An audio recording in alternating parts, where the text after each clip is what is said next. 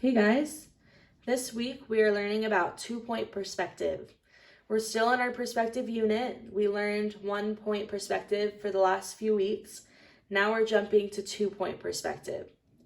So when I teach this in class, I always ask the question, what do you think 2-point perspective is?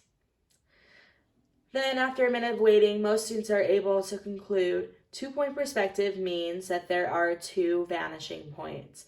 Before we had 1, now we have 2. So let's look at this picture here and we can see where our vanishing points are. They follow a lot of the same rules that we did in 1-point perspective. Needs to be on the horizon line. So if we look here, we can see our horizon line in the distance. And if we follow the lines of the buildings, right, the tops of the buildings, the road, will lead back to 1 vanishing point. Then we do this on the other side. Lines, guide back, 2nd vanishing point. So we would conclude that they are right about here, okay?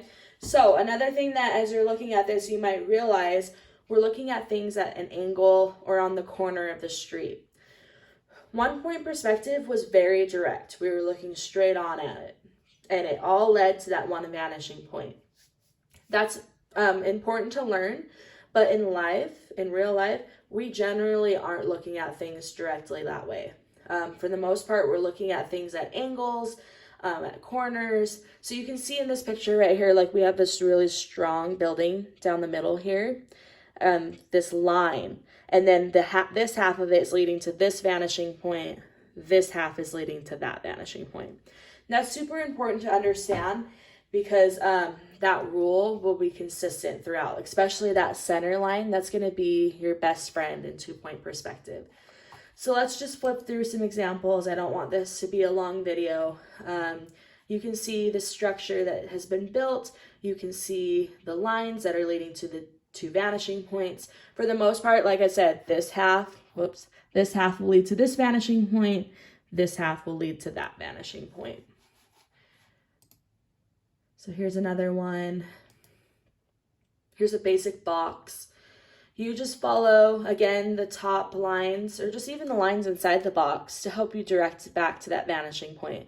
Now, this vanishing point isn't on the paper. I don't know if I talked about that in 1-point perspective, but your vanishing points don't always have to be on the page, but they have to be existing and they have to be on that horizon line. So especially in 2-point perspective, you can't have a vanishing point up here and then one down here. Like they need to be on the same horizon line or it doesn't work. Okay, so here's a quick rundown of what we're going to do for our first very basic practice. You know, lots of city corners.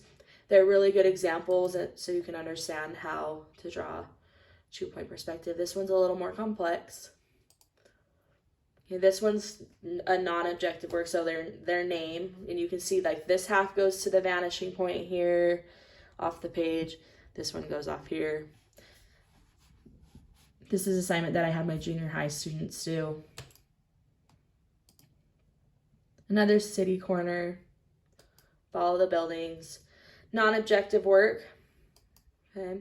So this is a really complex example. You can see where perspective is relevant, right? If I want to draw this dimensional spray bottle, for instance, see how they broke it down into basic shapes, and then inside those shapes, they drew the bottle. So it's a really important skill to learn so that you can draw things dimensionally and very realistically. So here's an example of Legos. Okay, so that's all that we're going to cover for the 2-point perspective intro. So same assignment as your 1-point perspective, you are going to be required to go out and find, or go out, I don't mean that outside far away, but around your house or your apartment, or inside your house, and find 2-point perspective and take a photograph and upload it.